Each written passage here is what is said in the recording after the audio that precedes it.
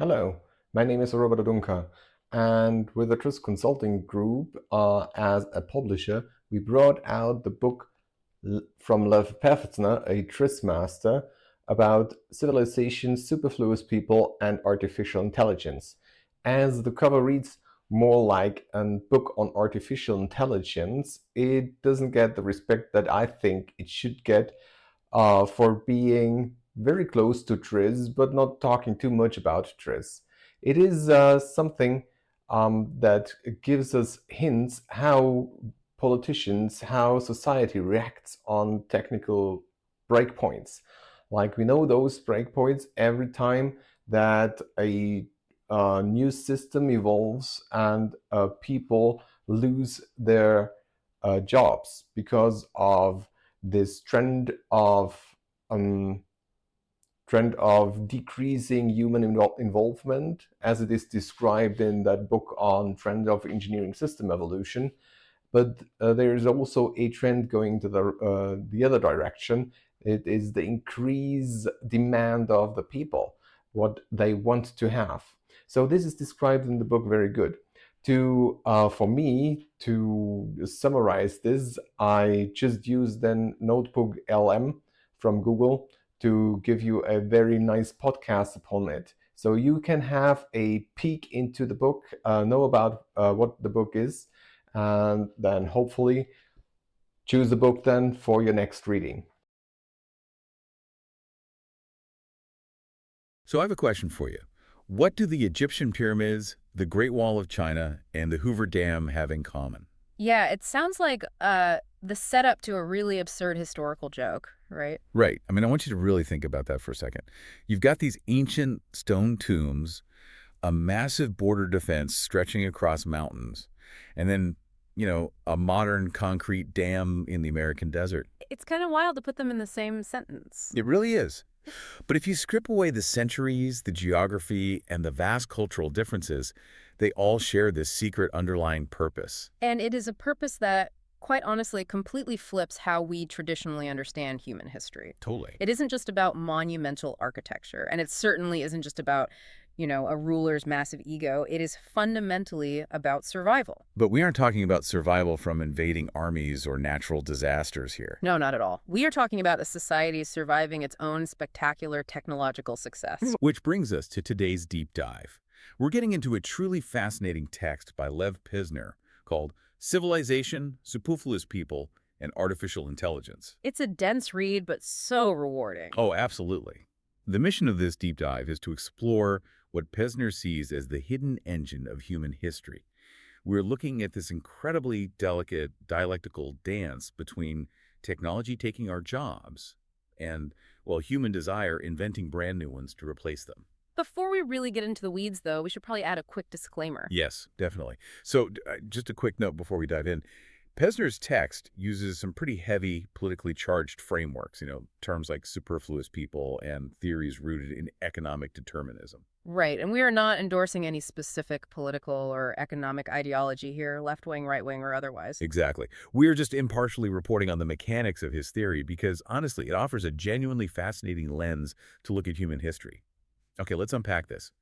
The core concept Pevzner introduces is something he calls the law of human displacement from the technical system. Which I know sounds super academic, but the mechanics of it affect every single one of us listening right now. Oh, 100%. The basic premise is that throughout history, every time we make a significant leap in technology, we inadvertently create a massive class of what he calls superfluous people. Right. Individuals who are suddenly and often pretty violently pushed out of the economic system. Exactly. Their labor is just no longer needed because machines or new methods can do their jobs better, faster, or cheaper. And the central mystery the text explores is why, instead of just collapsing into permanent apocalyptic unemployment, human society almost always finds a bizarre, monumental way to absorb them back in. But to really grasp how people become superfluous, we first have to understand the mechanics of how technology actually pushes us out. Because it isn't just a random assortment of inventions, is it? No, not at all. Pevzner argues it follows a very specific three-stage evolutionary pattern. That's a crucial distinction. Displacement happens in three distinct historical stages. Okay, lay them out for us. So, stage one is all about energy. This is the era when humans are replaced as the literal sources of physical power. So sheer brute force, muscle power. Precisely. Think about the history of agriculture. For millennia, tasks like milking a cow or harvesting crops relied entirely on human hands and human backs. Right. Then we invent machine milking systems. Or, to look at a more complex example, the tomato combine. Oh, the tomato combine example in the text is wild. It really is, because we didn't just invent a machine to pick tomatoes. We literally had to biologically re-engineer special varieties of tomatoes that had thicker skin and ripened all at the exact same time. We changed nature itself so a machine could just drive through and cut the whole bush. Exactly. And in doing so, the physical requirement of a human being in the field is eliminated. You no longer need 50 people picking. You need one person steering a diesel engine. Humans are displaced from being the physical tool. Which naturally moves us to the next evolution. Because if we aren't the muscle anymore, what are we? We become the active operators. Until, of course, technology comes for that job, too. Right. And that is stage 2, algorithmic control.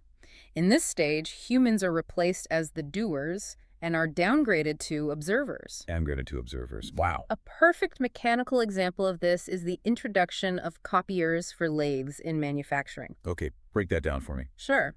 So a traditional lathe spins a piece of metal, and a human machinist actively guides the cutting tool. The human is making micro adjustments every single second, relying on touch and sight. They're physically shaping the metal. Exactly. But when you introduce a mechanical copier, the machine physically traces a pre-made metal template and moves the cutting tool automatically. Oh, so the human is no longer shaping it at all. Nope. They're just standing there, watching it happen, stepping in only if a belt snaps or the machine jams. We've stepped back from the action. It's like being downgraded from the engine of the car to the driver of the car, and now you are just a passenger staring out the window. That's a great analogy. And then the floor really falls out in stage 3, which is analysis and decision-making. This is where autonomous systems take over. Yeah, it's not just replacing our muscle, and it's not just replacing our physical operation of the machine. It's replacing the brain work. Which is kind of terrifying. And it's the stage we are living through right now with the explosion of cheap, programmable microcontrollers. I want to be clear on the mechanics here. Please do. A mechanical gear from stage 2 only transfers physical force. A microcontroller processes if-then logic. It takes in data, analyzes it, and executes a decision without any human input. Like at the grocery store. Yes, or an airport. You don't hand your items to a cashier or your ticket to an agent anymore. You scan a barcode at a self-service kiosk, the system validates it, and the gates open. The IRS example blew my mind, actually. Oh, the tax return approvals. Yeah, they automated that. If the digital forms you submit match the W-2 data they already have from your employer, the software simply approves the return. A human inspector never even opens your file. The human is completely removed from the loop. And the text points out this is happening at warp speed in the military, too. Oh, absolutely. Like we went from mass infantry formations, where the sheer number of human bodies won wars, to precision weapons, and now we have autonomous drones replacing pilots. Because the underlying logic for that military shift is pure economics and physics. How so? Well, in a traditional fighter jet, roughly 80 to 85% of the manufacturing and maintenance cost is tied up in life support. Wait, really? 85%? Yeah. Ejection seats, oxygen systems, pressurization. Furthermore, a human body can only withstand a certain number of G-forces before the pilot just blacks out. Right. Our biology becomes the bottleneck. Exactly. When you remove the human, you get a drone that is vastly cheaper, infinitely more maneuverable, because it isn't limited by our fragile bodies, and it requires a fraction of the personnel to operate. And the text also mentions the Iron Dome in Israel. Yes, automated defense systems. A human simply cannot calculate the parabolic trajectory of an incoming rocket in 2 seconds. The system analyzes the radar data, makes a split-second decision on where the rocket will land, and launches an interceptor entirely autonomously. Okay, I have to stop you there and play devil's advocate, because I really want to push back on this whole premise. Go for it. If what you are saying is true, if we have spent thousands of years aggressively engineering ourselves out of usefulness in literally everything from harvesting crops to flying jets to doing our taxes, why hasn't society just entirely collapsed? It's a fair point. Right. Like, you are painting a picture of relentless displacement, yet here we are, still going to work every day. And are you really suggesting that the pyramids and the Great Wall were just some sort of ancient make-work programs? I know, it sounds... Feels incredibly cynical. Weren't they genuinely about religious devotion and military defense? This raises an important question, and it is the exact tension Pevzner addresses in the text. The historical reality is that society has repeatedly faced imminent, violent collapse from this exact phenomenon. So the religious and military narratives? They are real, yes, but they often obscure a much more urgent macroeconomic reality. Historically, when a massive wave of technological displacement hits, states have only survived by creating giant historical sponges. Sponges to soak up all that unemployed labor before the displaced people literally tear the society apart. Let's talk about the mechanics of that, starting with ancient Egypt, because how the text frames this completely shifted my perspective. It's a huge paradigm shift. So before cultivated agriculture, human beings were hunter-gatherers.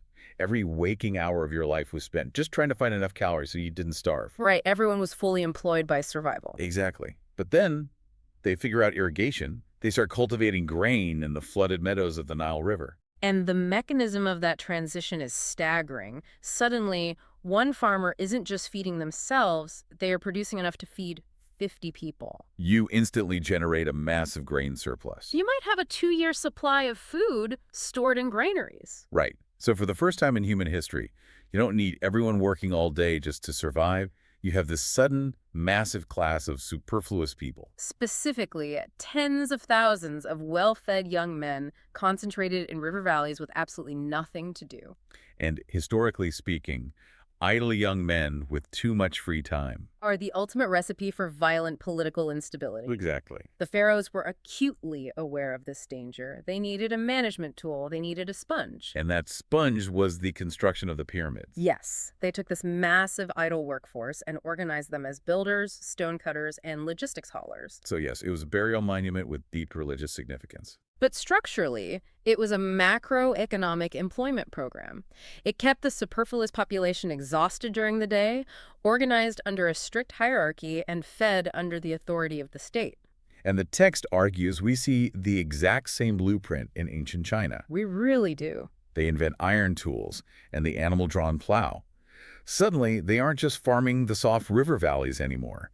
The iron plow allows them to clear dense forests and break up the hard steppe soils. Right, and they start growing massive, unprecedented surpluses of rice and millet. And for a long time, while China was divided into warring states, the continuous armies naturally absorbed those superfluous men. War was the sponge. Exactly. But when the Qin dynasty finally united the country in the 3rd century BCE, the internal war stopped.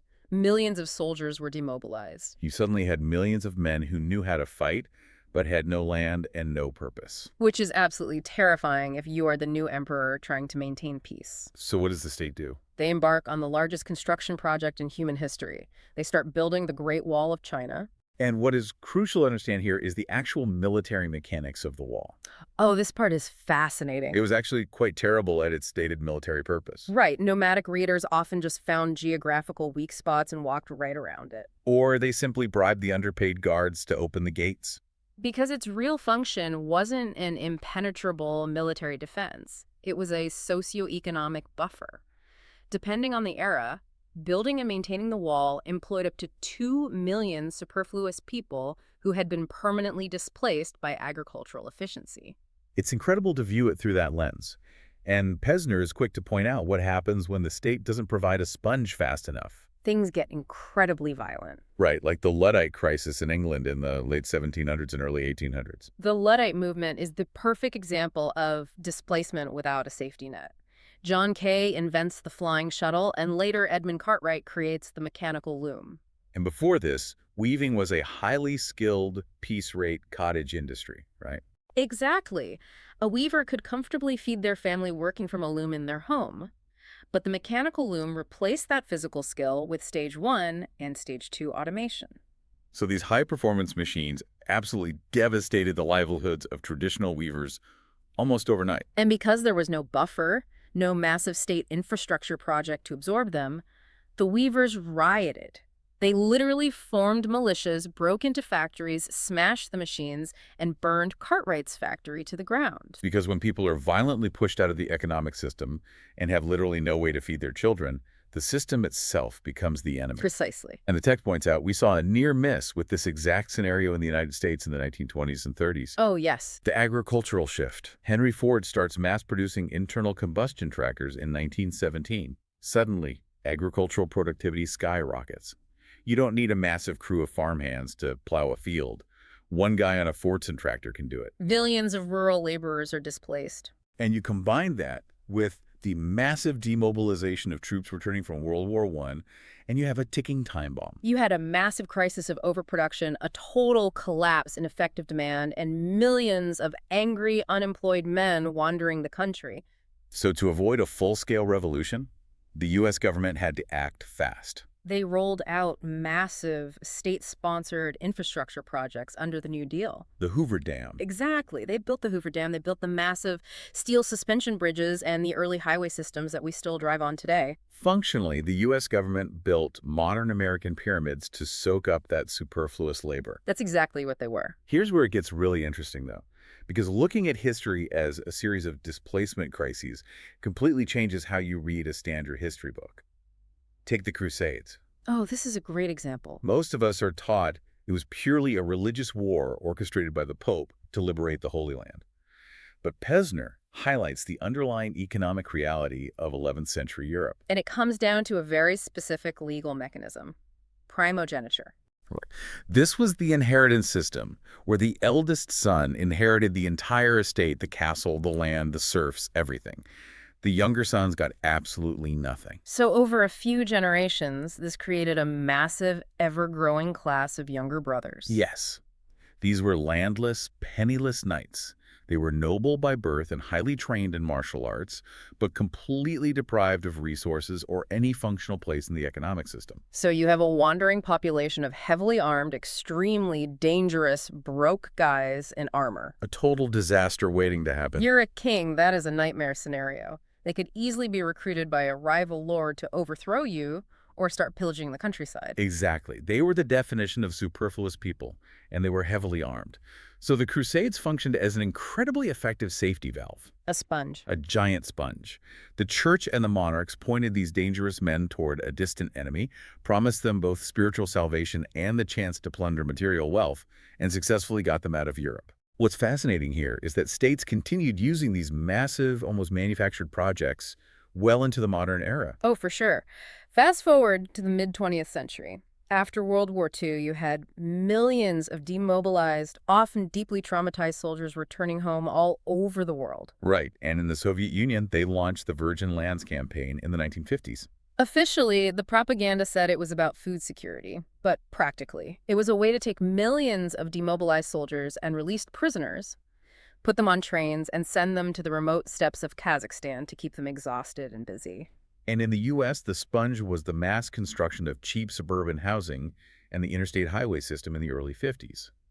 Modern pyramids for modern superfluous people. Exactly. But, and here's the thing, building giant stone walls, concrete dams, and endless housing tracks, those are just temporary band-aids. Right. Eventually the dam is finished. The wall reaches the ocean. So what is the permanent mechanism? What actually keeps human society functioning over the long term without requiring us to constantly invent excuses to pour concrete? This brings us to the counterweight to the law of displacement. It's the engine that keeps the whole system from grinding to a halt.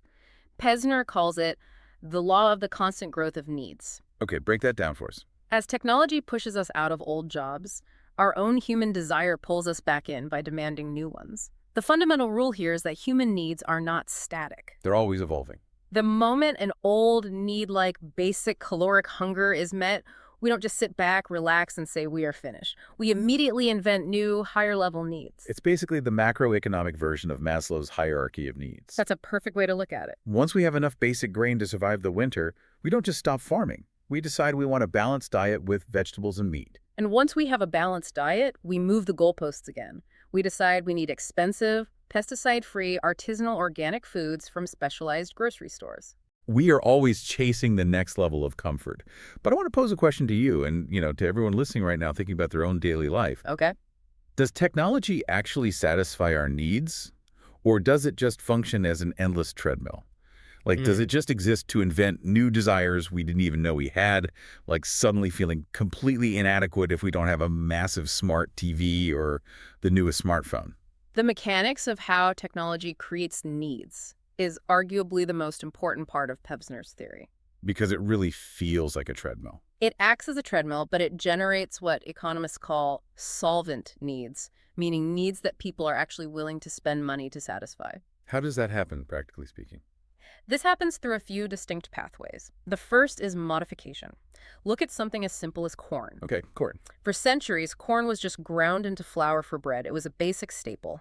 Then, in 1885, Charles Cretors invents a commercial steam-powered popcorn machine. Oh, wow. Suddenly, he modifies how the product is consumed, and he creates a massive new demand for specific, exploding varieties of corn. And then microwave popcorn. Yes. Fast forward to 1984, the microwave oven hits the mainstream, and boom, a second massive wave of demand specifically for microwave popcorn. Or look at the telephone. For decades, we had a phone physically wired into the kitchen wall. It worked perfectly fine for communication. Right. But then engineers modified it to be cordless. Suddenly, everyone realized they had this desperate manufactured need to walk around their house while talking. It created a completely new, multi-billion-dollar market for residential mobility. Technology also creates massive new industries through problem solving. A brilliant example from the text is instant coffee. Oh, the Brazil story. Yes. In the 1930s, Brazil was facing a massive economic crisis because they had a huge surplus of coffee beans. They had warehouses full of rotting beans and no buyers. So what do they do? The Brazilian government goes to the Swiss company Nestle and asks for technical help. Nestle spends years developing a way to spray dry coffee extract into a soluble powder just to absorb the surplus. Just to stabilize the beans. Exactly. But during World War II, the military put this instant coffee into soldiers' rations. The soldiers got used to the instant preparation. And when they came home. That temporary technical solution became a permanent global habit. Nestle literally invented a daily need that didn't exist a decade prior. I really love the military to civilian pipeline examples in the text, too. So prevalent. Like the U.S. Department of Defense funded the ARPANET project simply because they needed a decentralized, secure communication network that could survive a nuclear strike. Right. But that highly specific military tool evolved into the internet, which spawned e-commerce, social media, and streaming, entire global industries that now employ millions of people. Or missile guidance systems. Yes. The military needed to hit targets accurately, but that technology became the GPS that is now standard in every single civilian smartphone. Creating the entire gig economy of ride-sharing and food delivery. My absolute favorite, though, is barbed wire. Oh, barbed wire is a classic. It was invented in the 1870s for a very boring reason. Farmers in Illinois needed cheap fencing to keep livestock in pens because they didn't have enough wood. But the military mechanism is what scaled it. Military engineers looked at this cheap cattle fencing and realized it was the perfect defensive barrier to slow down infantry. It's crazy how that happens. By World War I, they were deploying it in trench warfare across Europe, taking production from a few hundred tons to hundreds of thousands of tons, creating massive steel and manufacturing jobs. We see a similar massive scale-up with artificial substitutes too, right? Definitely. During World War II, the Allied forces were suddenly cut off from natural latex rubber trees in Asia. This shortage threatened to stall the entire automotive and military aviation industries. Because you can't fly planes or drive trucks without tires.